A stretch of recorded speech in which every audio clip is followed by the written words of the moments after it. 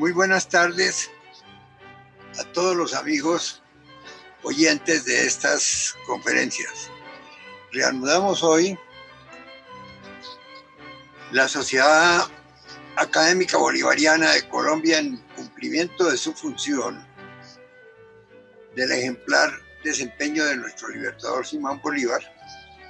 Queremos hacer llegar a todos los amigos en el día de hoy, en nuestra 38ª conferencia y encuentro virtual por plataforma Zoom, con el tema comentario sobre el discurso de Angostura que presenta el doctor Germán Velandia Peláez. Este doctor Germán Velandia es hijo de nuestro muy querido Roberto Velandia, no solamente un formidable académico, sino un gran hombre, un gran historiador que dejó una historia verdaderamente fabulosa aquí en la sociedad bolivariana. De manera que me encanta que él esté hoy con nosotros, porque es también un homenaje que le hacemos a su padre. Germán tiene maestría en Ingeniería Electrónica y de Computadores de la Universidad de los Andes, maestría en Estudios Políticos y Económicos del Instituto de Ciencia Política de París, Francia, y de la Universidad Externado de Colombia. Es especialista en instrumentación electrónica y sistemas analógicos y digitales, ingeniero electrónico de la Universidad Distrital. Venía años de experiencia en cargo de directivos del sector de educación y estuvo también largo tiempo como secretario de nuestra Sociedad Bolivariana, rindiendo un trabajo extraordinariamente bueno. También en el sector de las telecomunicaciones y de la ingeniería eléctrica. Vicerrector y formación de la docente de la Corporación Universitaria del Meta. Vicerrector académico de la Rectoría de Cundinamarca de la Universidad Minuto de Dios. Decano de la Facultad de Ingeniería de la Universidad Autónoma de Colombia. Decano de la Facultad de Ingeniería Electrónica de la Universidad Santo Tomás de Bogotá. Fundador y decano de la Facultad de Ingeniería Electrónica de la Universidad Santo Tomás en Tunja. Y académico Ministerio de Educación Nacional. Fue gerente de Telecom Boyacá, asesor de telecomunicaciones del Comando de la Armada Nacional de Colombia, director del Departamento de Telecomunicaciones y de la Gobernación Departamental de Cundinamarca. Miembro en número de la Sociedad Bolivariana de Colombia desde 1990, desde más de 20 años. Miembro correspondiente de la Sociedad Bolivariana de Boyacá, miembro correspondiente de la Asociación de Estados de Estudios de Política Internacional y Diplomática, del miembro del Consejo Profesional de Ingeniería de Boyacá y Casanare. Especiales conocimientos en la nueva política educativa nacional, impronta en relaciones internacionales a través de convenios intercontinentales con varias universidades de América y de Europa. Hoy va a tratar nuestro querido amigo un comentario sobre el discurso de Angostura. Es decir, es uno de los temas centrales y más importantes de nuestra vida republicana. De manera que con todo orgullo los invito a que escuchemos a nuestro amigo Germán Velandia. Adelante, Germán. Gracias, doctor Miguel, señor presidente. Primero que todo, permítame agradecerte la deferencia al permitirme dirigirme a todos ustedes con este tema que sé que es importante y trascendente, que es el tema del Congreso de Angostura y el discurso que en él presentó nuestro libertador Simón Bolívar. Yo me voy a permitir, con el respeto de todos, hacer una presentación a través de algunas diapositivas. Entonces, permítanme, hago compartir pantalla y comenzamos la exposición. Bueno, yo he intitulado esta exposición, esta charla, más que exposición, es una charla con todos ustedes. La he intitulado Comentarios al discurso pronunciado por el libertador Simón Bolívar en la instalación del Congreso de Angostura. Este fue un congreso constituyente. Lo convocó el libertador y en él lo primero que hace Simón Bolívar es renunciar a los poderes absolutos que le habían conferido como jefe militar de todas las repúblicas que estaban en combate, que estaban en guerra en ese momento con la España. Al renunciar Simón Bolívar a este poder conferido como mando supremo en todos los niveles, obviamente a los constituyentes de este Congreso les correspondía, y ese fue el objetivo de esta convocatoria, ¿bien?, darle una constitución y conformar un poder civil legítimo a las nacientes repúblicas de la anterior América Hispana. El Congreso de Angostura se realizó de febrero 15 de 1819. Entendamos que aún se estaba en guerra, no solamente, aún faltaban muchas batallas que dar para lograr la independencia de estas naciones, pero aún así, Simón Bolívar, en su inteligencia militar y de estadista, convoca a este Congreso para empezar a estructurar, ¿bien?, su gran sueño, su gran ilusión, ¿bien?, repúblicas democráticas en lo que era anteriormente la América Hispana. El Congreso va del 15 de febrero de 1819 a este enero 15 de 1820. Se realizó en la ciudad de Angostura, a la orilla del Orinoco, capital de la Guyana, región recientemente liberada por Simón Bolívar. Ahí está la imagen de nuestro libertador. Integraron este consejo diputados de 7 provincias realmente, porque aunque inicialmente se asistieron diputados de 6 provincias, de Caracas, de Barcelona, de Cumaná, de Barinas, de la Guyana, de Margarita, posteriormente se incorporaron diputados de la provincia de Casanare. Estuvieron personajes muy ilustres, destaco la participación de Francisco Antonio Sea, quien fuera vicepresidente también de la Gran Colombia en su momento. Todas estas personas que allí participaron, que están aquí relacionadas, tuvieron mucho que ver en todo el proceso de independencia y de las grandes batallas que se dieron por la libertad de estas tierras. Yo considero que el Congreso de Angostura fue el origen de la República, de la República de la Gran Colombia, primero que todo, digámoslo de esa manera, pero fue el origen de la República de Venezuela, de la República de Colombia, de la República del Ecuador. Bien.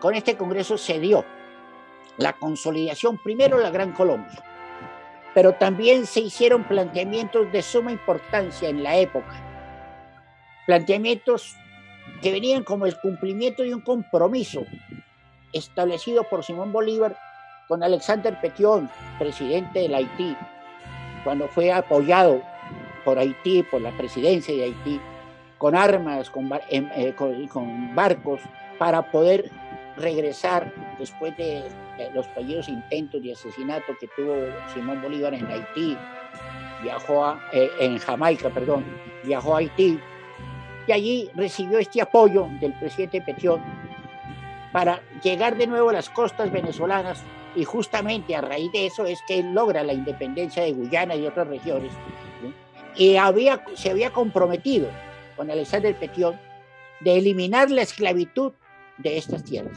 esclavitud que efectivamente estaba más que todo, bien, victimizando a los negros. Y no olvidemos que Haití es una república negra, que de alguna manera es considerada la primera república que se independizó de la región, de las repúblicas hispánicas, perdón, de Francia, por supuesto, pero de la región de lo que podemos llamar Latinoamérica. No solamente plantea Simón Bolívar en este Congreso la eliminación de la esclavitud, sino que también hace un aporte importantísimo que más adelante conduce al establecimiento del lacastianismo en la educación, en Colombia especialmente y en otras partes, por supuesto, ¿sí? Que fue el modelo de Lancaster, de la educación, de ese tipo de educación, pero que en general Bolívar allí plantea la educación como la base de la formación de un nuevo ciudadano con altos valores morales. Esto es muy importante porque más adelante veremos cómo plantea Simón Bolívar, ¿bien?, justamente la razón de fomentar la educación, en darle luces a la población de estos países, dada la circunstancia en las que estas naciones se encontraban, que relacionaremos un poco más adelante. En este Congreso también se hace evidente la convicción de Simón Bolívar de constituir un sistema político de gobierno que tenga bases cimentadas en la soberanía popular. Defiende fervientemente, con vehemencia casi, la democracia como única garantía de la libertad absoluta con igualdad de derechos sociales para todas las naciones. Inicia su discurso, lo he traído así porque es importante este párrafo. Señor, se refiere al Congreso, dichoso el ciudadano que bajo el escudo de las armas de su mando ha convocado la soberanía nacional para que ejerza su voluntad absoluta. Yo pues me cuento entre los seres favorecidos de la provincia divina, ya que he tenido el honor de reunir a los representantes del pueblo de Venezuela. Observo que obviamente en ese momento el Congreso de Angostura se reúne como un Congreso de Venezuela, de la República anterior de Venezuela, y fue considerado el segundo Congreso de Venezuela. En 1811 se había dado otro Congreso donde se nombraron autoridades, se estableció un gobierno, etcétera, un triunvirato para ser más exacto, pero eso condujo a que este Congreso hubiera considerado el segundo, pero realmente desde el punto de vista de su trascendencia histórica para todas estas naciones, este es un Congreso que le da origen a toda la República de la Gran Colombia. Continúa Simón Bolívar. Ya que he tenido el honor de reunir a los representantes del pueblo de Venezuela en este augusto Congreso frente a la autoridad legítima, deposito mi autoridad, mi voluntad soberana y el Congreso y árbitro del destino de la nación. Esta es una expresión no solamente de humildad y de sencillez de Simón Bolívar, porque en medio de todo el poder que él tenía, entiende perfectamente que por mucho poder, el poder residía en una asamblea constituyente con personajes que eran representantes del pueblo de la época. Él no se sentía más ni menos que estos representantes y se subordina totalmente a la autoridad de esta asamblea. Ese sentimiento de humildad, ese sentimiento de sencillez de Simón Bolívar no es visto en muchos de los personajes de la historia. Y continúa. ¿Queréis conocer a los autores de los acontecimientos pasados? Nuestro amigo Simón Bolívar comienza con esto a hacerles ver a estos diputados que la situación a la que se había llegado no era una situación casual, sino que había producto de una cantidad de circunstancias, de acontecimientos pasados y también del orden actual, del contexto en el que se encontraban la población, esta nación en ese momento.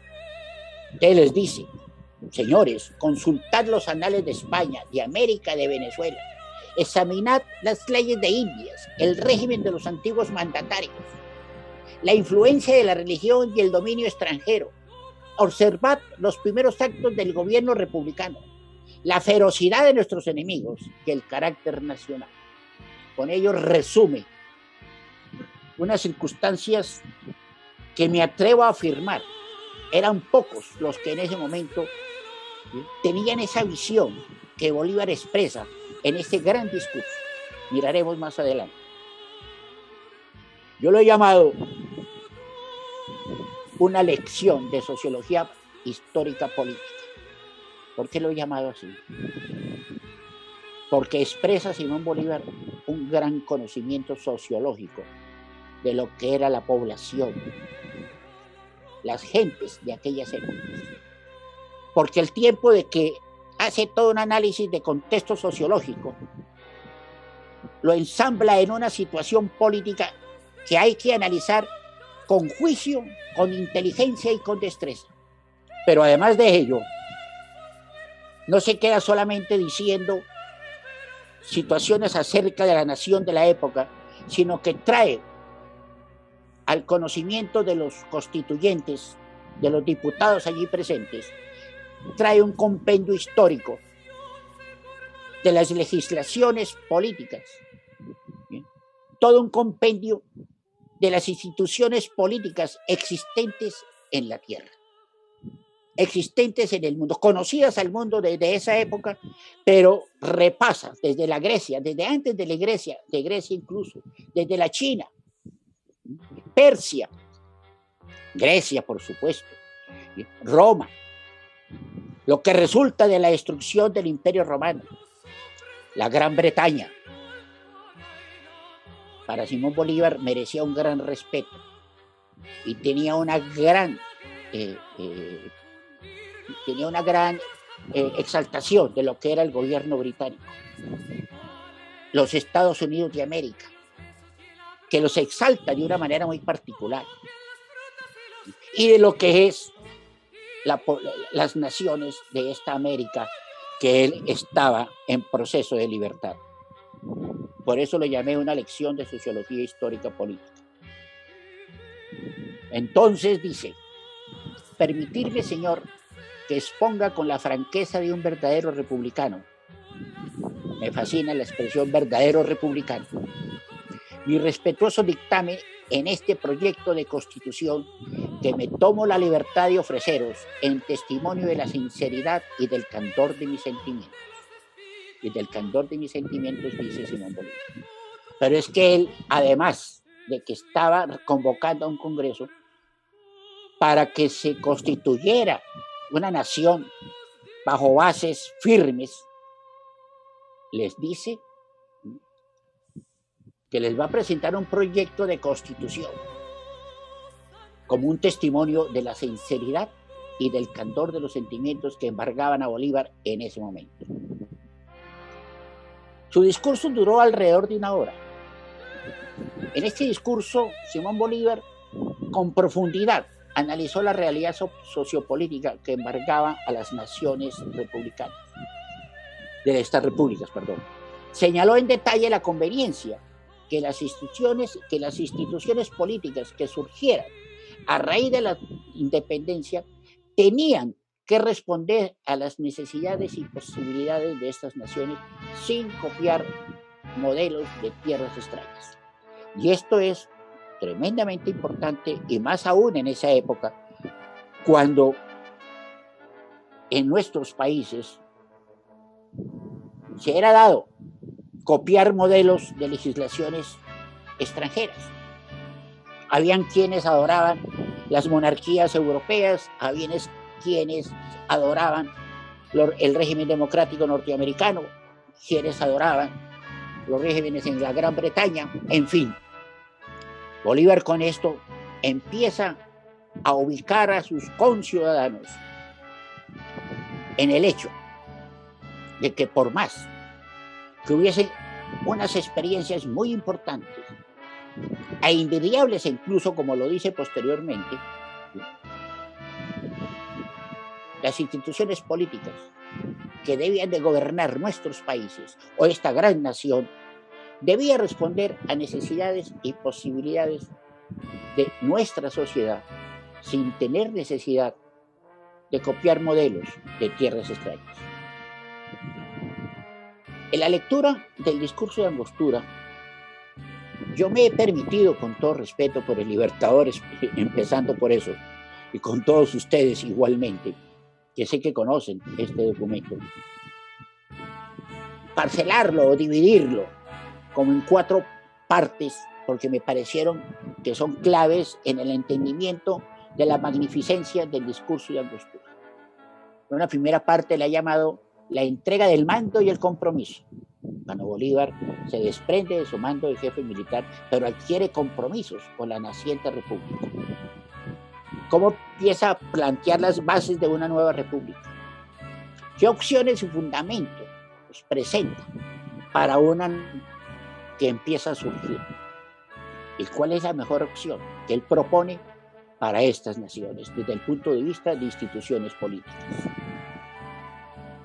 ¿A qué le llamo yo entrega del mando y compromiso? Aquí está escrito, no hay que ir muy lejos. Legisladores, yo deposito en vuestras manos el mando supremo de Venezuela. Vuestro es ahora el sublime deber de consagraros a la felicidad de la República. En vuestras manos está la balanza de nuestro destino, la medida de nuestra gloria. Ellas sellarán los decretos que fijen nuestra libertad. En este momento el jefe supremo, que es él, no es más que un simple ciudadano y tal quiere quedar hasta la muerte. Por allá más adelante dice que poco le interesa el título de libertador, que poco le interesa el título de pacificador, que le interesa el título de ciudadano. Pero vean cómo adquiere un compromiso y es ineludible e inevitable, porque va a deparar lo que sigue de la vida de Simón Bolívar. Serviré, sin embargo, en la carrera de las armas mientras haya enemigos en Venezuela. Puedo atreverme a decir que él vislumbraba la Venezuela, no de la que conocemos ni de la época, sino a Venezuela como todo el territorio latinoamericano o como todo el territorio suramericano. Porque su acción armada no se queda en Venezuela. Sabemos ya todos hasta dónde pudo llegar. Y miremos aquí, en esta otra diapositiva que me sirve de apoyo, cómo Simón Bolívar advierte a estos diputados que, si bien es cierto, ellos están ahí representando, no son los únicos. Dice, multitud de beneméritos hijos tiene la patria, capaces de dirigirla. Talentos, virtudes, experiencia y cuanto se requiere para mandar a hombres libres son el patrimonio de muchos de los que aquí representan el pueblo. Pero fuera de este cuerpo, de este augusto cuerpo, tenemos ciudadanos que en todas las épocas han mostrado su valor para arrostrar los peligros, prudencia para evitarlos y el arte y fin de gobernarse y de gobernar a otros. Estos ilustres varones merecerán, sin duda, los sufragios del Congreso, y a ellos se encargará el gobierno, que tan cordial y sinceramente acabo de renunciar para siempre. Ya, Simón Bolívar convoca a un Congreso de Diputados, pero no porque los que estén allí sean representantes de un pueblo, desconoce la existencia de otros grandes hombres que hay en la nación y que tienen toda la capacidad de dirigirla y de ser parte de ese nuevo gobierno que él desea para estas naciones. Entonces, hablemos de la base para una nueva república. ¿En qué basa Simón Bolívar una nueva república? Aquí comenzamos, de pronto es, a mi modo de ver, la parte más hermosa de este discurso. Dice algo que pues, de pronto todo el mundo tenía que saber, ¿sí? Pero que él lo puntualiza y lo afirma de una manera excepcional.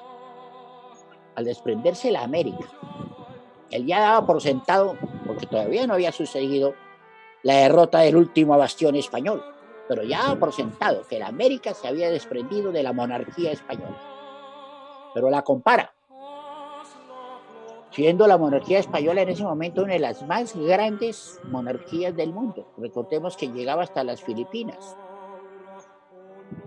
Pero dice Simón Bolívar, al desprenderse la América de la monarquía española, se ha encontrado semejante al Imperio Romano, cuando este cayó disperso en el mundo antiguo. Y nos anota, de este anterior Imperio Romano, cada desmembración formó una nación independiente conforme a su situación o a sus intereses, pero con la diferencia, y aquí comienza lo interesante, de que aquellos miembros volvían a restablecer sus propias asociaciones. Cierto, el Imperio Romano se destruyó, se desmembró, pero no por eso se acabó Inglaterra, al contrario, se consolidó la Francia, España, la zona oriental del Imperio Romano. Fíjate, dice Simón Bolívar, nosotros, o sea, los americanos, a los que él llamaba americanos, debo de observar que Simón Bolívar mantiene el título de americanos en todo su discurso, pero él llama americanos a la América española, digámoslo de esa forma. Nosotros ni aún conservamos los vestigios de lo que fue en otro tiempo. No somos europeos, no somos indígenas, sino una especie media entre los aborígenes y los españoles. Reconoce esa mezcla de razas, empieza a darle forma o empieza a generar el contexto que existe en esta nueva nación. Americanos por nacimiento y europeos por derechos. Genial esa expresión. Nos hallamos en el conflicto de disputar a los naturales, es decir, a los indígenas, los títulos de posesión. Es concreto, es claro. Estamos en el conflicto de que tenemos que disputarle a los indígenas, a los herederos legítimos de esta nación, los títulos de posesión. Y de mantenernos en el país que vio nacer contra la oposición de los invasores. Este es el caso más extraordinario y complicado. Extraordinario y complicado. Una nación que él no le encuentra y no le da asideros. No son americanos, no son aborígenes, no son europeos, es una mezcla. Hay un problema en términos del conflicto de disputar los naturales con los títulos de posesión. Pero tenemos que mantenernos porque al fin y al cabo es nuestra tierra. Y aquí estamos a pesar de la oposición de los españoles. Recordemos que pues, España prohibía todo, ¿no? Prohibió la religión, prohibió el idioma, prohibía todo que no fuera llegado de España. Entonces, en el régimen absoluto, el poder autorizado no admite límites. La voluntad del déspota es la ley suprema ejecutada arbitrariamente por los subalternos que participan de la opresión organizada en razón de la autoridad de que gozan. Ellos están encargados de las funciones civiles, políticas, militares y religiosas. Pero al fin son persas los sátrapas de Persia. Son turcos los laxades del gran señor. Son tártaros los sultanes de la Tartaria. Y la China no envía a buscar mandarines a la cuna de Genghis Khan, que la conquistó. Estas naciones fueron conquistadas. Estas naciones fueron dominadas. Pero no por eso perdieron su identidad. Los aborígenes sí perdieron su identidad. Por el contrario, la América, nosotros, todo lo recibía de España, que realmente la había privado del goce y del ejercicio de la tiranía activa. España no nos dejó ni ser tiranos. No nos permitió funciones en nuestros asuntos domésticos de administración interior.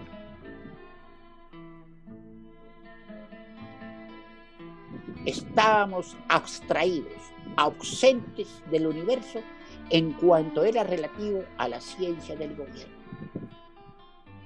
Aquí es cuando yo me acordé de Camilo Torres, de Francisco José de Caldas, de tantos hombres que fueron asesinados por la reconquista española. ¿Qué hubiese sido de nuestra patria Si cuando Bolívar logra la independencia, estas personas existieran. Nos quitaron la inteligencia, nos quitaron los hombres sabios de nuestra nación. La patria boba si fue boba, fue boba porque nos eliminaron. Nos quitaron a aquellas personas que nos podían dar luces y guiarnos en un nuevo gobierno. Pero de todas maneras, la tiranía española nos hizo ausentes de todo lo que era relativo a la ciencia del gobierno. ¿Qué quería decir? No sabemos gobernar todavía. No hemos aprendido a gobernarnos ni a ser tiranos de nosotros mismos. El pueblo americano uncido con el triple yugo de la ignorancia, la tiranía y el vicio. No hemos podido adquirir ni saber, ni poder, ni virtud. Esa es la caracterización que hace Simón Bolívar del pueblo americano. No hemos adquirido, hablando en esa época, ni el saber, ni el poder, ni la virtud. Por el engaño se nos ha dominado más que por la fuerza. Por el vicio se nos ha degradado más que por la superstición. La esclavitud es hija de las tinieblas. Afirmaciones que huelen. Un pueblo ignorante es un instrumento ciego de su propia destrucción. La ambición, la intriga abusan de su credulidad y la inexperiencia de hombres ajenos de todo conocimiento político, económico, civil, adopta como realidades las que son puras ilusiones. Toman la licencia por la libertad, la traición por el patriotismo, la venganza por la justicia. Hermosa caracterización que nos hace Simón Bolívar de la nación, de los hombres de aquella época. Un pueblo pervertido, si alcanza su libertad, muy pronto vuelve a perderla. Alguien decía que es más fácil esclavizar a un pueblo que hacerlo libre. Porque en vano las luces de la experiencia se esforzarán en mostrarle que la felicidad consiste en la práctica de la virtud. En vano. Se pierde en cualquier esfuerzo. Que el imperio de las leyes es más poderoso que el de los tiranos, porque las leyes son más inflexibles y todo debe someterse a su benéfico rigor. El hombre de las leyes, Simón Bolívar, creía en la ley firmemente, que las buenas costumbres y no la fuerza son las columnas de las leyes, que el ejercicio de la justicia es el ejercicio de la libertad. Con esto, Simón Bolívar empieza a poner en su sitio los grandes problemas, los grandes paradigmas, las grandes contradicciones a las que se tenía que enfrentar los nuevos gobiernos, las nuevas instituciones políticas que fueran creadas para estas naciones. Para ninguno de nosotros es un secreto el conocimiento de Simón Bolívar y su afecto a los grandes enciclopedistas y a los grandes teóricos de la Revolución Inglesa, de la Revolución Francesa, del siglo anterior, del siglo XVIII, quiero decir. La libertad, dice Rousseau, es un alimento suculento, pero de difícil digestión.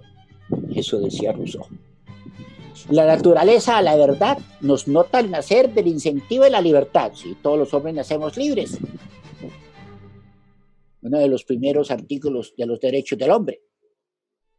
Mas sea por pereza, sea por propensión inherente a la humanidad, lo cierto es que en ella reposa tranquila, y aunque ligada con las trabas que le imponen. Al contemplarla en este estado de prostitución, parece que tenemos razón para persuadirnos que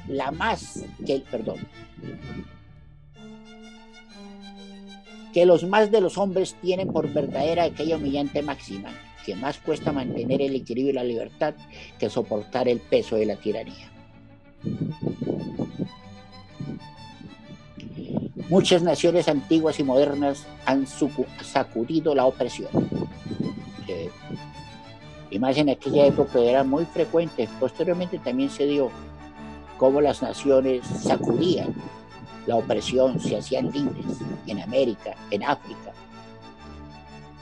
en el Asia. Pero son rarísimas las que han sabido gozar de algunos preciosos momentos de libertad. Un paradigma interesante. Muy luego han recaído en sus antiguos vicios políticos, porque son los pueblos, más que los gobiernos, los que arrastran tras sí la tiranía. Los gobiernos imponen a los tiranos, nos está diciendo Simón Bolívar. Así sacudamos la presión. No se ha sabido gozar por mucho tiempo los preciosos momentos de la libertad. El deleite de la libertad, según Rousseau. Por supuesto, como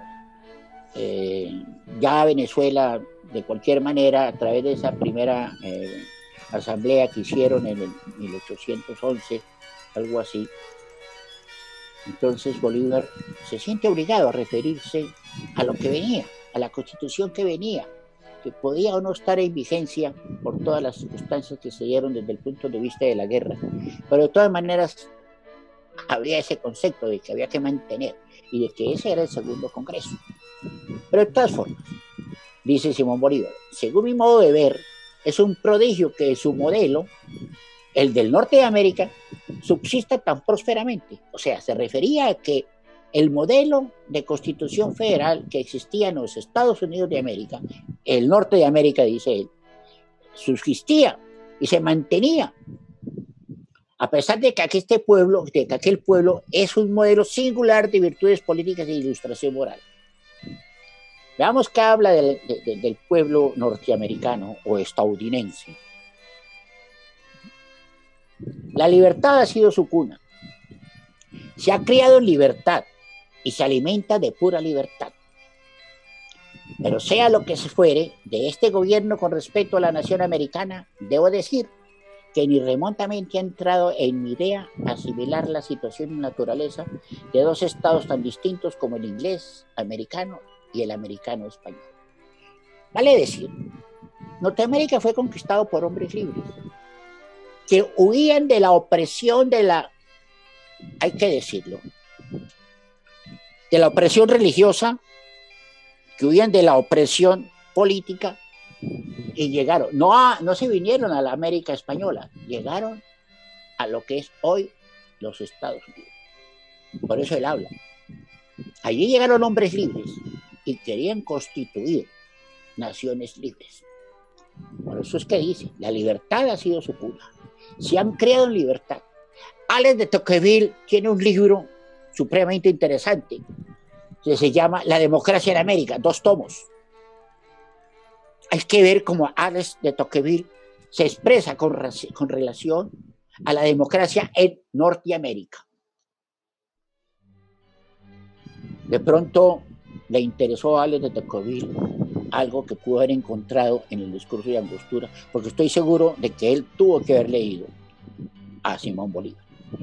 Dice Simón Bolívar, ¿no sería muy difícil aplicar a España el Código de Libertad Política, Civil y Religiosa de Inglaterra? Recordemos, en Inglaterra había unas libertades que no existían en España. Eso era cierto y evidente. En España había opresión y no habían estos códigos de libertad que sí existían en Inglaterra, en la Gran Bretaña. Por eso decía, si es difícil aplicar a España el Código de Libertad de Inglaterra, es mucho más difícil adaptar en Venezuela las leyes de Norteamérica. ¿Y por qué? Hace una mención acá al espíritu de las leyes de Montesquieu, en donde obviamente se refiere a este escrito que después ha sido como la guía de la política democrática, de la política de todas las naciones, de crear las tres estadios de una institución política, el ejecutivo, el legislativo, el judicial. Pero alas, ¿no dice el espíritu de las leyes que estas deben ser propias para el pueblo en que se hacen? Que es una gran casualidad que las de una nación puedan que es una gran casualidad que las leyes de una nación puedan convenir a otra. ¿No son acaso las leyes relativas a lo físico del país, al clima, a la calidad del terreno, a su situación, a su extensión, al género de vida de los pueblos? Referirse al grado de libertad que la Constitución puede sufrir, a la religión de sus habitantes, a sus inclinaciones, a sus riquezas, a su número, a su comercio, a sus costumbres, a sus modales. Ese es las directivas trazadas en el espíritu de las leyes. Pero Bolívar dice, este es el código que deberíamos de consultar, el espíritu de las leyes, y no el de Washington. Con ello, Bolívar empieza a sentar esas bases. ¿Qué tenemos que hacer aquí desde el punto de vista de instituciones políticas? Entonces, llamo a esta otra parte, opciones y fundamentos para una nueva nación. Esta frase de Simón Bolívar es fenomenal. Solo la democracia, en mi concepto, es susceptible de una absoluta libertad. ¿Cuántos estamos de acuerdo con ella? Pero el paradigma, la contradicción. ¿Cuál es el gobierno democrático que ha reunido a un tiempo poder, prosperidad y permanencia? Debo advertir, Bolívar no solo quería formar una gran nación, Bolívar quería tener hegemonía mundial, quería tener un poder, quería hacer una gran nación con poder universal. Él no estaba simplemente en la idea de liberar unos pueblos y de formar una gran nación y crear unas instituciones políticas. Sí, señor, habían ansias de poder, pero no de poder para él en el sentido de reyes o cosas de ese orden. Había otra intención en Simón Bolívar, efectivamente. Sigue diciendo, no se ha visto, por el contrario, la aristocracia, la monarquía, cimentar grandes y poderosos imperios por siglos y siglos. ¿Qué gobierno más antiguo que el de China? ¿Qué república ha excedido en duración a la de Esparta o a la de Venecia? Por ahí más adelante dice que la república de Esparta y Venecia no duraron mucho. ¿El imperio romano no conquistó la tierra? ¿No tiene Francia 14 siglos de monarquía? Bueno, diríamos, no tuvo, pues ya se había acabado la monarquía. Bueno, estaban en ese problema todavía. ¿Quién es más grande que la Inglaterra? Estas naciones, sin embargo, han sido o son aristocracias y monarquías. Interesante cómo Simón Bolívar afirma la democracia como ese bien supremo, pero cómo él mismo reconoce los riesgos de la democracia.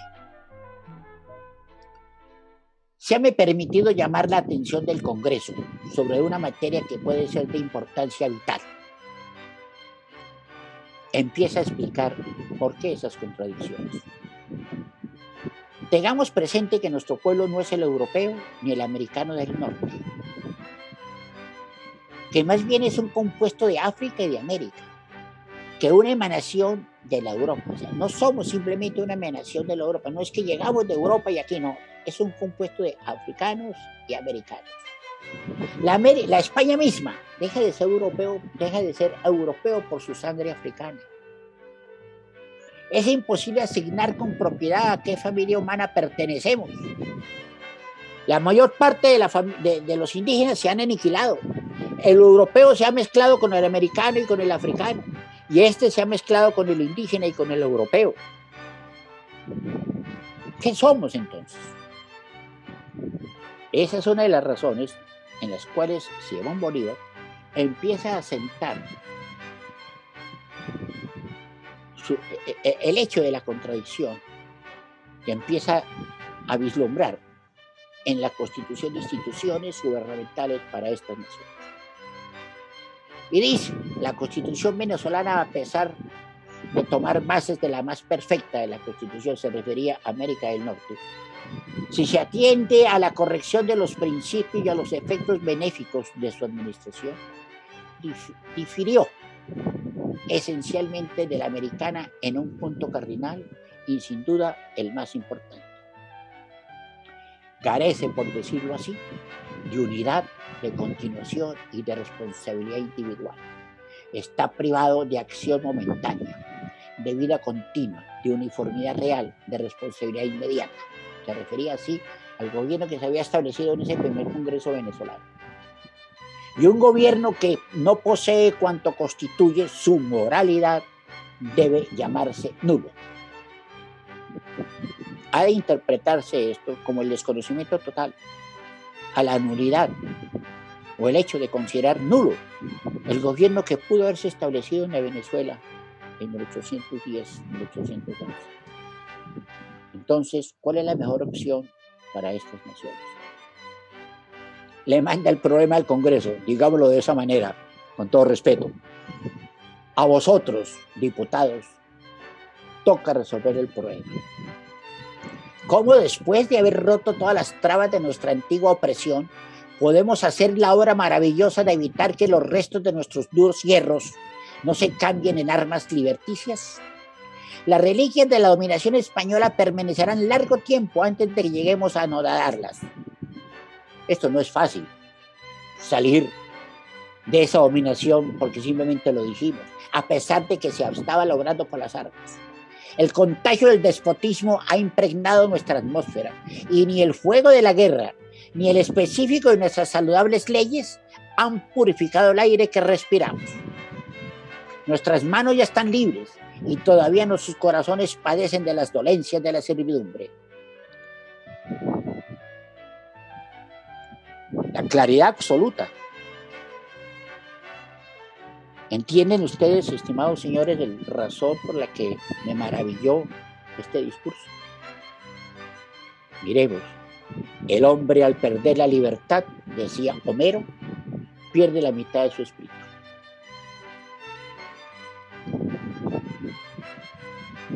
Un gobierno republicano ha sido, es y debe ser el de Venezuela. Sus bases deben ser la soberanía del pueblo, la división de los poderes, la libertad civil, la proscripción de la esclavitud, la abolición de la monarquía y de los privilegios. Ese es el gobierno que él solicita. Pero no solo para Venezuela, ¿no? Que la historia nos sirva de guía en esta carrera. Y aquí comienza a darnos la lección de historia, de conocimiento de las instituciones políticas. Habla de Atenas, que da el ejemplo en una brillante democracia, pero nos muestra también el ejemplo más melancólico de la extrema debilidad de este gobierno democrático, el ateniense. El más sabio legislador de Grecia no vio conservar su república 10 años, Solón se refería, y sufrió la humillación de reconocer la insuficiencia de la democracia absoluta para regir ninguna especie de sociedad, ni aún la más culta, morigera y limitada, porque solo brilla con relámpagos de libertad. Reconozcamos, pues, que Solón ha desengañado al mundo y le ha enseñado al mundo cuán difícil es dirigir por simples leyes a los hombres. Igual, se refiere a Roma ahora. La Constitución romana es la que mayor poder y fortuna ha producido a ningún pueblo del mundo, pero allí no había una distribución exacta de poderes, a lo dicho por el espíritu de las leyes. Y hablando de los tiempos modernos, en Inglaterra y en Francia, reconoce que la revolución de estos dos grandes pueblos es un meteoro radiante que inundó el mundo con luces políticas, ¿bien? Que se aprendieron los derechos del hombre y sus deberes, en qué consiste la excelencia de los gobiernos y en qué consisten sus vicios. Toda la teoría política que emana de los enciclopedistas de la Revolución Inglesa, de la Revolución Francesa, toda esa cantidad de conocimiento y de teoría que surge. Todos saben apreciar el valor intrínseco de las teorías especulativas de los filósofos y legisladores modernos. Este astro, en su luminosa carrera, aún ha encendido los pechos de los apáticos españoles. ¿Cómo influyó la Revolución Inglesa y la Revolución Francesa en los pechos de los apáticos españoles, que también se lanzaron al torbellino político cuando empezaron a crearlas en Cádiz y en esta cuando fue detenido el rey Fernando, el emperador, por Napoleón y su hermano. Se lanzaron al torbellino político. Han hecho pruebas efímeras de libertad. Han reconocido su incapacidad de vivir bajo el dulce dominio de las leyes y han vuelto a sepultarse en sus prisiones y hogueras inmemoriales. La reconquista española, en otras palabras. Hace referencia a Volney, este gran tratadista, en uno de sus textos, llamado Dedicatoria de sus ruinas de Palmira, dice, es una especie de premonición, a los pueblos nacientes de las Indias castellanas, a los jefes generosos que los guían a la libertad, que los errores e infortunios del mundo antiguo enseñen la sabiduría y la felicidad del mundo nuevo. Aprender la historia. Que no se pierdan pues las lecciones de la experiencia y que las escuelas de Grecia, de Roma, de Francia, de Inglaterra y de América nos instruyan en la difícil ciencia de crear y conservar las naciones con leyes propias, justas, legítimas y sobre todo útiles. No olvidando jamás que la excelencia de un gobierno no consiste en su teoría, en su forma ni en su mecanismo, sino en ser apropiado a la naturaleza y al carácter de la nación para quien se instituye. Este párrafo sí que se ha publicitado, para decirlo de alguna manera, que pues, un gobierno tiene que corresponder a la naturaleza y al carácter de la nación para que se instituya. Miremos aquí cómo Simón Bolívar, si me permiten decirlo, para aterrizar a los legisladores, les dice que sean moderados con las pretensiones. No es probable conseguir lo que no ha logrado el género humano, lo que no han alcanzado las más grandes y sabias naciones. La libertad indefinida, la democracia absoluta, son los escollos donde han ido a estrellarse todas las esperanzas republicanas. No hay por qué llenarse de ilusiones vacuas.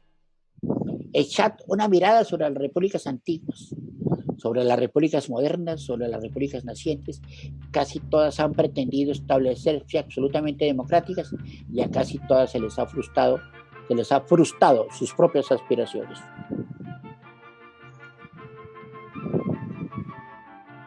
Aquí comienza Bolívar, ya vamos a terminar, cuando comienza ya a precisar la situación.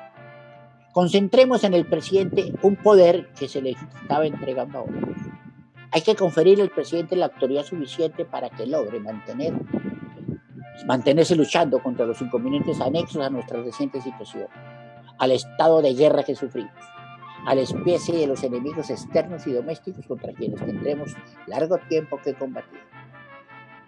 Y del poder legislativo, que se desprende de las atribuciones que corresponden al Ejecutivo, o sea, que legisle, y adquiera no obstante nueva consistencia, nueva influencia en el equilibrio de las autoridades. Y a los tribunales, que sean reforzados por la estabilidad y la independencia de los jueces, por el establecimiento de jurados, de códigos civiles y criminales que no sean dictados por la antigüedad, ni por reyes conquistadores, sino por la voz de la naturaleza, por el grito de la justicia y por el genio de la sabiduría. Poder ejecutivo, poder legislativo y poder judicial, lo que propone Bolívar. Pero interesante lo que sigue. En nada alteraríamos nuestras leyes fundamentales si adoptásemos un poder legislativo semejante al Parlamento británico. Ahí comienza Bolívar a dejar ver su gran inclinación por las instituciones gubernamentales británicas. En nada alteraríamos nuestras leyes si adoptásemos un poder legislativo semejante al Parlamento británico. Hemos dividido como los americanos la representación nacional en dos cámaras, como en América del Norte, la de representantes y el Senado. La primera está compuesta muy sabiamente, la Cámara de Representantes, goza de todas las atribuciones que le corresponden y no es susceptible de una reforma esencial porque la Constitución le ha dado el origen, la forma y las facultades que requiere la voluntad del pueblo para ser legítima y completamente representada. Pero veamos, si el Senado en lugar de ser electivo, fuese hereditario, sería en mi concepto la base, el lazo y el alma de nuestra república. Así es cuando comienza Simón Bolívar a plantear lo que más adelante llamaría el poder moral de una nación, un senado hereditario, que se eligiera por primera vez, pero que luego, por la base de otros fundamentos, se hiciera hereditario. Comienza a sustentar estas tesis, y la gran parte del resto de su discurso lo toma en la sustentación del por qué él considera que el Senado debe de ser hereditario. Debemos confesarlo, los más de los hombres desconocen sus verdaderos intereses y constantemente procuran saltarlo en las manos de sus depositarios. El individuo pugna contra la masa y la masa contra la autoridad. Esto, aunque duele, es cierto. El individuo pugna contra la masa y la masa contra la autoridad. No hay nada más anarquista que la masa. Lo hemos vivido nosotros recientemente. ¿Sí? Por tanto, debe haber un cuerpo en un gobierno neutro, que se ponga siempre de parte del ofendido y desarme al ofensor. Este cuerpo no puede ser en su origen la elección del gobierno y a la del pueblo, de modo que goce de una plenitud de independencia que ni tema ni espere nada de estas dos fuentes de autoridad. Entonces, está diciendo, debe haber un cuerpo neutro, pero no puede depender ni la elección de un gobierno ni de la elección de un pueblo. El Senado hereditario, como parte del pueblo, participa de sus intereses, de sus sentimientos y de su espíritu. Por esta causa no se debe presumir que un Senado hereditario se desprenda de los intereses populares ni olvide sus deberes legislativos. Los senadores en Roma y los lores en Londres han sido las columnas más firmes sobre las que se ha fundado el edificio de la libertad política y civil. Eso decía Bolívar.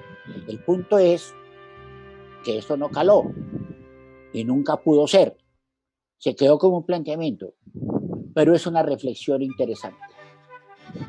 Nada es tan peligroso con respecto al pueblo como la debilidad del Ejecutivo. Un Ejecutivo débil es peligroso con respecto al pueblo.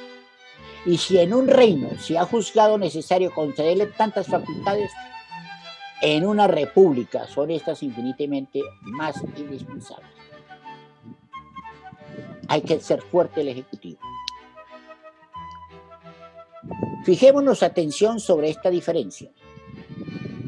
Hallaremos que el equilibrio de los poderes debe distribuirse de dos modos.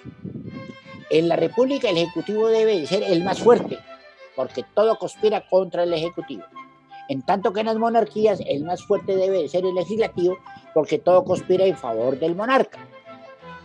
Sería bueno preguntarle hoy en día a nuestros hermanos los españoles cómo les ha ido con este juego que ha hecho entre monarquía y constitución, y también, ¿por qué no?, a nuestros amigos de la Gran Bretaña, que tienen un régimen donde se combinan estos dos estilos de gobierno.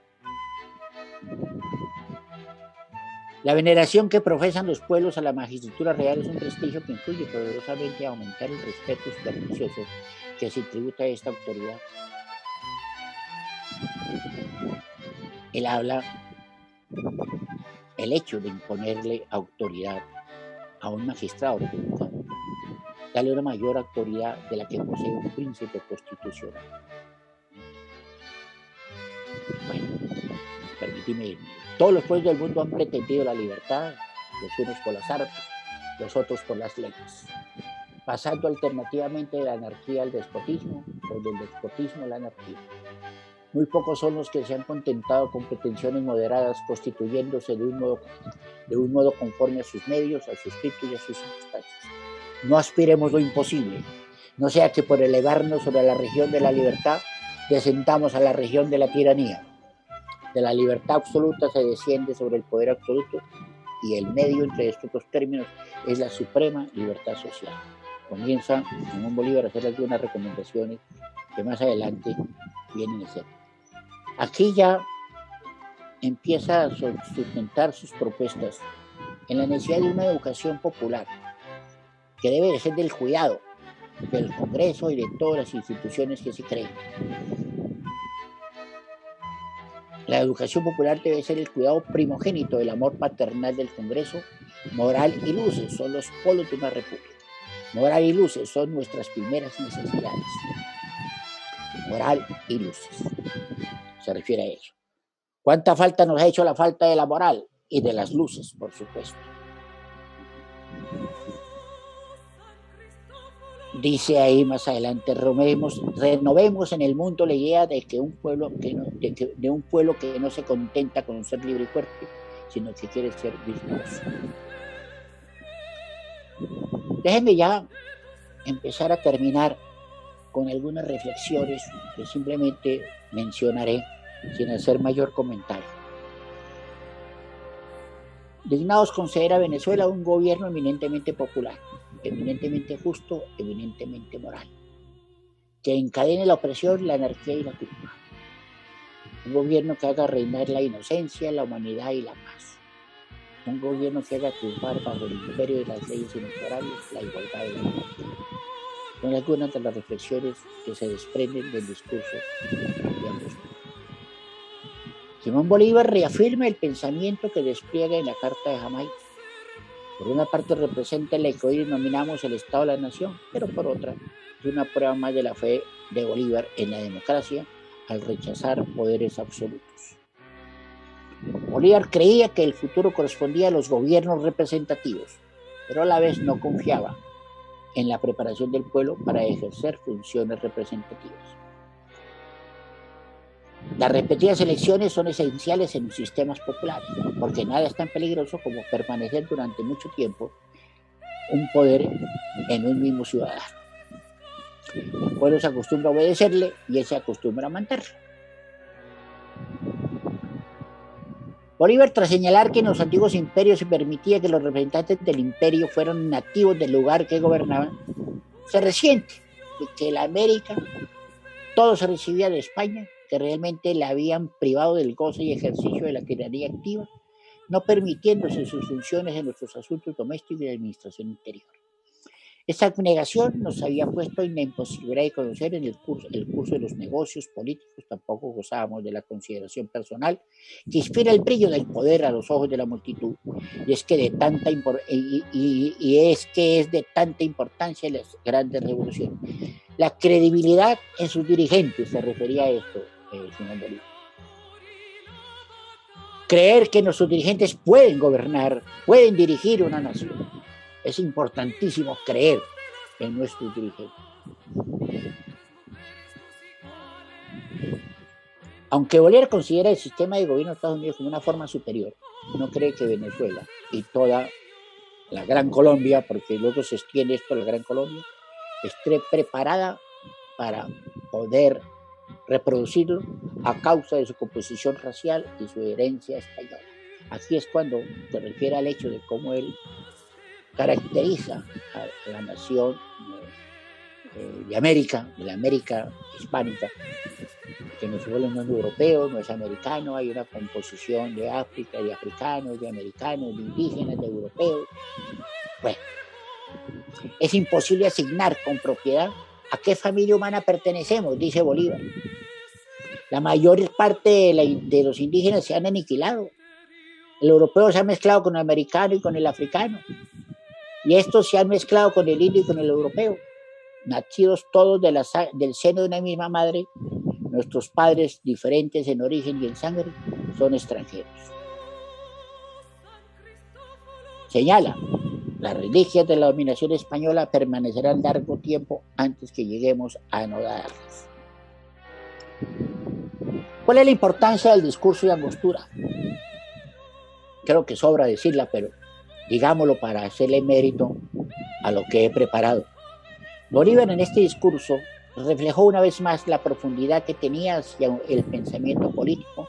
Actualmente se considera como una de las mayores consecuencias del Congreso. Trayendo al país estabilidad, se sigue implementando lo que se pronunció en este discurso en muchos ámbitos sociales, en la educación, entre muchos otros. Bolívar pensó en el futuro que le espera a su país y en cómo podría ayudar. En verdad que lo que dijo Bolívar tiene cierto sentido, validez todavía, en algunas partes, por supuesto, pero sí se pregunta uno qué hubiera pasado si hubiéramos hecho más caso a lo que él decía en este gran discurso. El discurso de Angostura se puede considerar la síntesis del ideario político de Simón Bolívar. Es la encarnación del proyecto más avanzado ideológicamente del movimiento emancipador latinoamericano. Las preocupaciones que se manifiestan en el documento, ¿sí?, está en definir y obtener las fuentes de origen y los soportes de la legitimidad del poder, establecer el mejor modelo organizativo del gobierno republicano, escoger la naturaleza del gobierno, preservación de la soberanía nacional en conjunción con la genuina expresión de la voluntad popular, bajo aquellas consideraciones, gestar instituciones que garanticen el destino soberano y justo de la patria, necesidad vital de promover las virtudes ciudadanas en la sociedad y el gobierno, sabiduría, rectitud, prudencia, doctrina y estrategia militar, convicción de que mientras existan ejércitos enemigos en el territorio continental, la prioridad es servir en el campo de las armas, ya que solo la derrota total del enemigo haría viable la independencia. Clave. La libertad anhelada requiere que de la democracia, que es totalmente desconocida en las colonias españolas y buena parte del mundo. Pasar del porte de un rey soberano a la soberanía popular es la difícil ecuación a resolver. Descifrar el concepto de la democracia para adecuarlo con sentido de éxito y permanencia a nuestra realidad particular. Solo la democracia, mi concepto, es susceptible de una absoluta libertad. Pero ¿cuál es el gobierno que reunió a un tiempo poder, prosperidad y permanencia? La idea clara de Simón Bolívar, principio fundamental en nuestro sistema, la igualdad establecida y practicarla. Para ir en busca de esa igualdad se requiere aplicar la doctrina del buen gobierno, aquel que produce la mayor suma de felicidad posible, mayor suma de seguridad social y mayor suma de estabilidad política. Porque como el aire necesitamos de la igualdad para refundir, digámoslo así, en un todo, la especie de los hombres, las opiniones políticas y las costumbres políticas. En el contenido del discurso encontramos que el Libertador reitera, lo hace con una metodología científica, porque hay una perspectiva histórica, ejercicio de memoria de los procesos de las luchas vividas y sus enseñanzas, todo lo que él había vivido. Consideración de la realidad internacional, él no es ajeno a la realidad internacional de la época ni a la geopolítica mundial, como elemento esencial a la formación de una cultura política general que permita el entendimiento concienzudo de las fuerzas actuantes y los intereses que pueden influir en la estrategia revolucionaria. Tenía visión geopolítica, ¿bien?, el pensamiento de Bolívar en su momento. Hay un marco teórico filosófico. Bolívar conoce la multiplicidad de autores influyentes y tendencias ideológicas de su época, así como los clásicos de la literatura filosófica, política y militar. Bolívar cree en la necesidad de regar la patria con los valores morales que fortalecen el espíritu nacional y convierten a cada patriota en una atalaya de su unidad individual, blindando la seguridad del bien colectivo. ¿Qué resolvió al fin el Congreso de Angostura? Primero,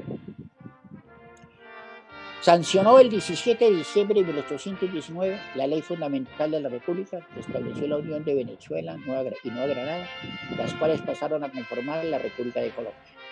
El territorio del nuevo Estado debía integrar el Virreinato de Nueva Granada y la Capitanía General de Venezuela, la Gran Colombia. Dividió a la nueva república en 3 departamentos, Venezuela, Cundinamarca y Quito. Concedió a Bolívar el título de Libertador y dispuso que su retrato debería exponerse en el Salón de Sesiones del Congreso, acompañado con el lema Bolívar, Libertador de Colombia y Padre de la Patria. Proclamó a Bolívar como presidente de la República de Colombia y a Francisco de Paula Santander como su vicepresidente. Estableció que el Congreso General de Colombia se reuniría el 1 de enero de 1821 en la ciudad de Villa del Rosario de Cúcuta para sancionar la constitución del nuevo Estado. Fue el Congreso de Cúcuta, que ya fue también expuesto en alguna ocasión. Estimados señores, estimada audiencia, les doy las gracias por haberme soportado, por haberme escuchado. De nuevo reitero el agradecimiento al doctor Miguel Santamaría. Gracias por toda esta oportunidad.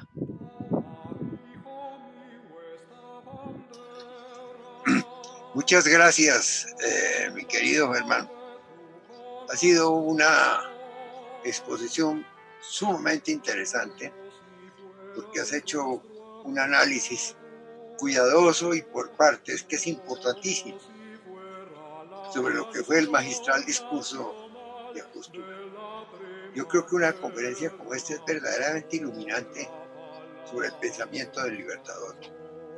Yo creo que en esto has contribuido fundamentalmente a lo que hemos estado tratando de lograr a través de estas conferencias, que ilustran el pensamiento del Libertador y crean un fundamento real de la democracia y sobre todo cómo es aplicable hoy y siempre el pensamiento libertario de Bolívar. Muchas gracias, hermano. Muy Gracias. amable por haber aceptado esta oportunidad y esperamos que no sea la última. Gracias, doctor Miguel. Muy amable de su parte. Otra vez. Muchas gracias. Gracias. Gracias a todos los que me escucharon. Ahora abrimos el micrófono para ver quiénes están interesados en hacer algún comentario o alguna pregunta que le quieran hacer a don Germán Belandia. Gentil Mario, mi coronel. Adelante. Gracias, señor presidente. Primero que todo, pues felicitar a Germán por la excelente conferencia que nos ha dictado hoy. Ya el presidente lo dijo clarísimamente, el alcance y la importancia de sus palabras. Gracias. Quiero solamente agregar una idea que está esbozada en términos generales, pero que considero es fundamental. Colombia ha sido a través de su historia un país que no ha podido mantener una constitución.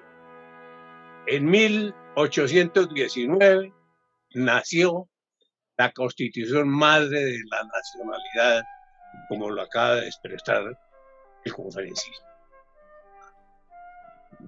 con la que tuvimos o que nació en Angostura. En 1821 tuvimos otra constitución porque ya no nos gustó la de Bolívar, hicimos una en Cúcuta. Qué buena, buenísima. Después siguió una serie de constituciones al tono o a la inspiración de distintos presidentes y distintas concepciones políticas e ideológicas que acabaron con este país. Durante todo el siglo, 1819, esto fue un país sin gobierno, presidentes que se sucedían, que se tumbaban, que se mataban, y cuando tuvimos una constitución que fue la del 86, modelo de constituciones, duró 100 años prácticamente, demostrando cómo se hace una constitución y cómo se manda un país. Pero claro, era buena y había que acabarla. Y entonces apareció la constitución del 91. Cosas buenas, cosas peores. Que todavía sigue modificándose. Esa constitución no ha parado. Cada 8 días hay una modificación de la constitución del 91. Es una vergüenza, pero nosotros como colombianos tenemos que sufrir eso, desafortunadamente, pero es una realidad de apoyo. Seguimos modificándola y se seguirá modificando porque cada quien se inventa algo para hacer su voluntad llevada a las leyes. Pero no nos olvidemos que esa constitución, así como ha tenido cosas buenas, tuvo cosas pavorosas, como fue endiosar a los indios que están acabando con la república. Los indios acaban con el ejército donde los encuentran, con los civiles en donde les encuentran a machete, tiros, garrotazos, etc. Y se les entrega tierra, se les entrega dinero. ¿Dinero para qué? Nadie ha sabido para qué. Pero a ellos se les mantiene, este país los mantiene. repartiendo el dinero, porque en este país se volvió costumbre repartir dinero para después pedirlo o exigirlo. Pero nosotros tenemos claridad, los ciudadanos comunes y corrientes, de que se ha hecho o se han hecho una cantidad de barbaridades en el país. Entonces, los indios, vuelvo y repito, y para terminar, no trabajan, trabajan las indias. Ellas les dan los hijos, les dan de comer, les cocinan, y ellos hacen lo que nosotros vemos todos los días aquí: machete, garrote, tiros, etc. Y la tierra se le entregan porque hay que entregarles tierra. Eso lo hace o lo hizo la Constitución del 91. No quiero entrar en discusión con nadie, es mi idea, es mi concepto, y me la inspira lo que oí con relación a la Constitución de Angostura y al discurso de Angostura. Muchas gracias. ¿Quién no quiere? Miguel. Doctor Armando Barona Mesa. Muchas gracias. Quiero felicitar al doctor Velandia por esa conferencia seria, bien concebida. En realidad es el punto neurálgico del pensamiento de Bolívar. Y puede ser además un punto altamente discutible desde la concepción jurídica y constitucional de cualquier persona bien nutrida en esas ideas. Pero hay que observar que Bolívar, que en la Carta de Jamaica, donde no tenía absolutamente ni un libro ni una libreta de poder conservar su pensamiento, pero aún en esa Carta de Jamaica, Bolívar se expresa en relación con Venezuela y con la Nueva Granada y en relación con la forma democrática de ejercer el poder. Bolívar llegaba al convencimiento, y lo dice de manera muy filosófica, sociológica, en este discurso de Angostura, a la convicción de que nosotros no éramos, entonces, seguramente ahora todavía tampoco, pero el ser humano ha sido así. Entonces, Bolívar se remonta a toda la antigüedad, a las instituciones. En aquellas épocas no había una constitución. Las constituciones llegaron después de la Revolución Francesa con los enciclopedistas, y la división del poder público sin duda fue Montesquieu, y estaban coetáneamente existiendo con el pensamiento bolivariano.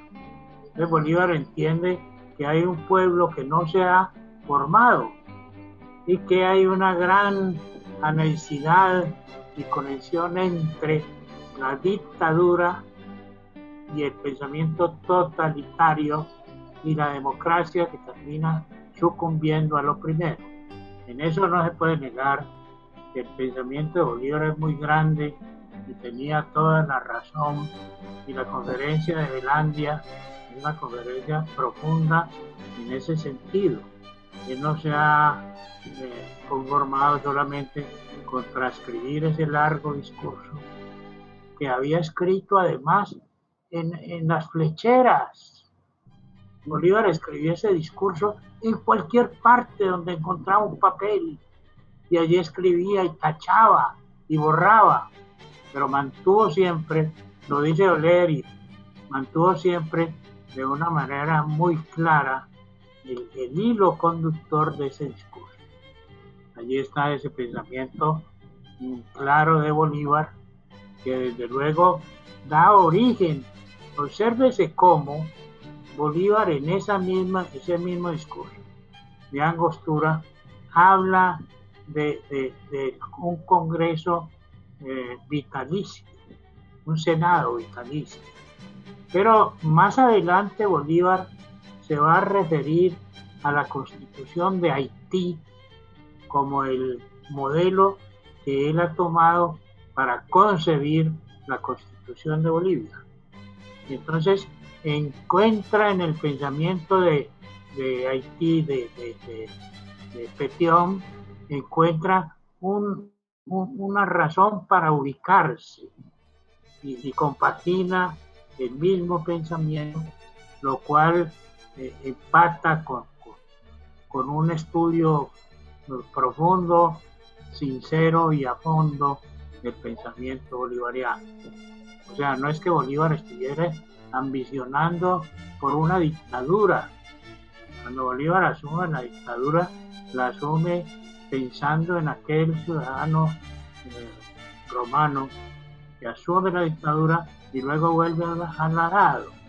Ese pensamiento es el pensamiento que ha mantenido Bolívar, a quien le disgusta sobremanera mantener, ejercer un empleo público y dirigir desde un escritorio.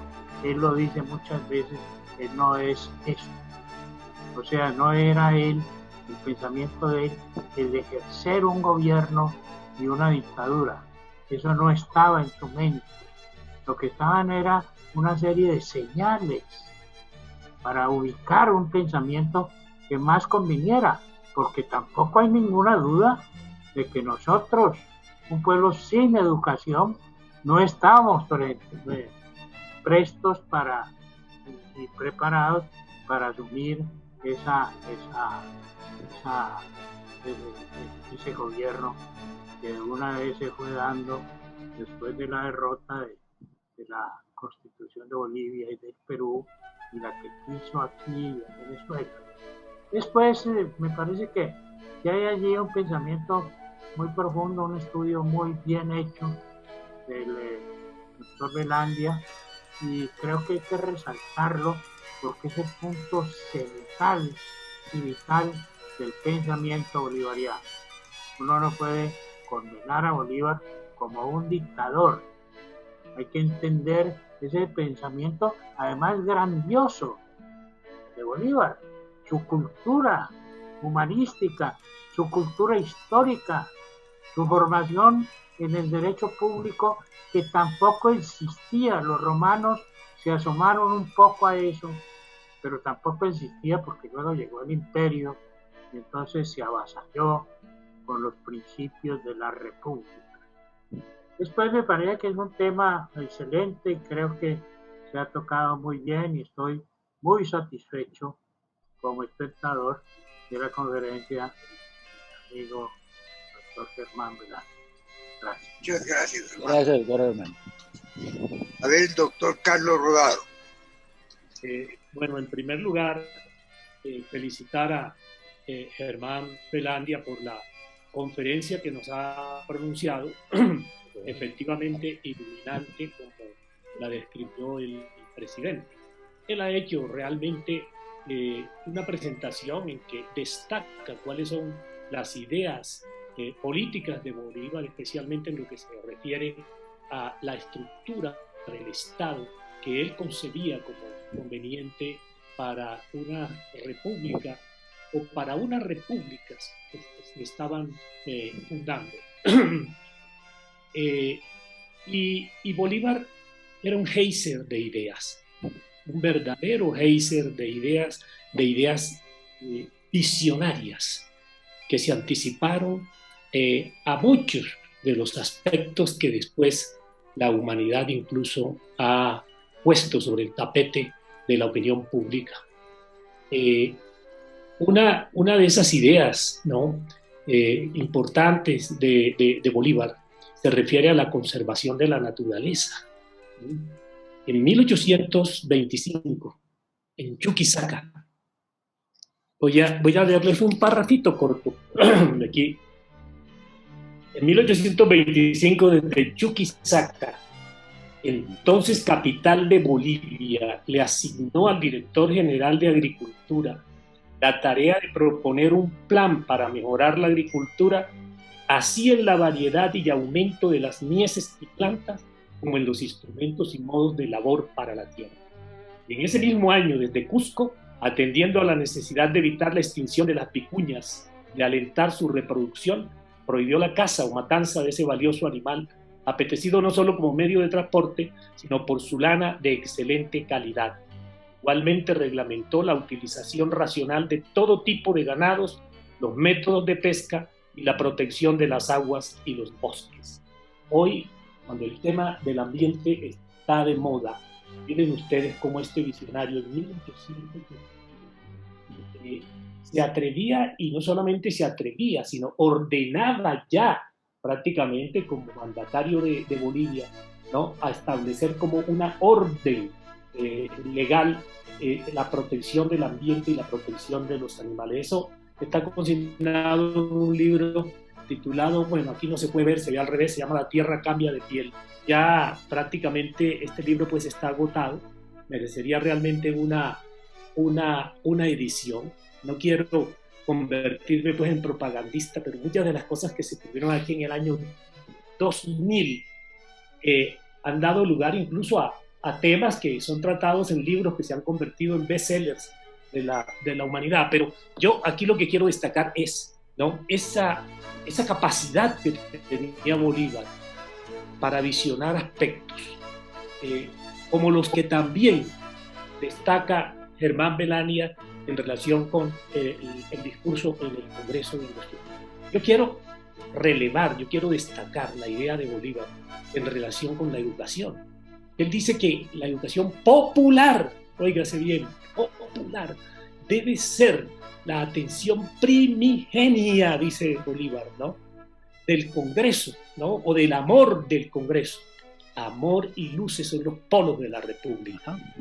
Es decir, miren ustedes, en 1825, Bolívar, pero antes, después de la batalla de Boyacá, y yo creo que todos los historiadores lo conocen muy bien, fue el primero en dar instrucción a Santander de que había que organizar la educación y democratizarla en Colombia. No es para restarle méritos a Santander, porque una cosa es proponer y otra cosa es ejecutar, y realmente a Santander le tocó ejecutar durante los dos gobiernos la política educativa del país. Pero es Bolívar realmente quien le da una gran trascendencia al tema de la educación. Lo quiero resaltar porque a veces se presenta a Santander como la persona realmente que hizo el milagro pues de conducirnos, digamos, por la senda de la educación. Y realmente Bolívar incluso se anticipó, repito, desde 1819 en el Congreso de Angostura, y en 1819, después de la batalla de Boyacá, insiste Bolívar en ese concepto.